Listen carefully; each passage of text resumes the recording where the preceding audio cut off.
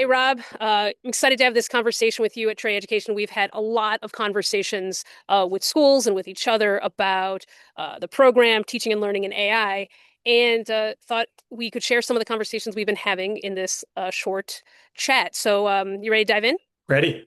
All right. So the first really thing I want to bring up is that as you know, lots of people are talking about how to incorporate AI into teaching and learning in their school, their practice, and their programs. And we've definitely worked with several schools who are doing really interesting work in this area. Mhm. However, you and I have also talked about how schools maybe aren't asking the right questions about AI and learning. So, what questions do you think school leaders should really be pondering at night? What should be keeping them up? I think the biggest one is what does AI mean for the role of school moving forward? What's really the big purpose? Um, and you can look at that in lots of different ways. That AI has the capacity to very quickly and easily answer basic content level questions. Um, and so a lot's being written right now about the need for those human skills, creativity and empathy and collaboration. And so, if you were designing a school to develop those skills in your students, it probably would look pretty different from the schools that we all are accustomed to. Um, and if we are anticipating that the jobs of the future may be very different from the jobs right now, what does it really mean for a school to prepare students for those careers? All of that's shifting. It's a little bit like you're saying AI in the same way that COVID forced us to ask a lot of questions about time and wellness. Like we didn't need to like want to ask some of those questions, or we didn't need to want to like think about our LMS, but like it forced it. AI, you're saying, is really forcing the question of what's worth learning, and not just what's worth learning from a content perspective, but what's worth learning from sort of like a human skills perspective. And we might have a different set of things in terms of what's worth learning now than we would have in 1980. And a lot of what we're teaching in 2025 looks not that different from a lot of the structures that we had in schools in 1980. How does that all sit with you? Yeah, I mean, I think what that means to me is that school leaders are due for some really thoughtful conversations about the curriculum. Um, where does the curriculum need some significant updates, not just some little tweaking around the edges, not just a new elective, but really thinking deeply about the curriculum.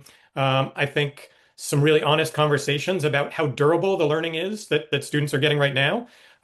If you asked a senior to do some sort of assessment about all of the content that they have theoretically mastered over 4 years, would you be really proud of the results or would you be concerned? And and then questions about pedagogy. If the things that we really value and want to prepare students for are shifting, then it might mean that the way that we're teaching should also be shifting a little bit. Yeah, I'm just that durability of learning piece. It's not lost on me that we really ideally are doing backward design when it comes to assessment in terms of what are the ideal learning outcomes.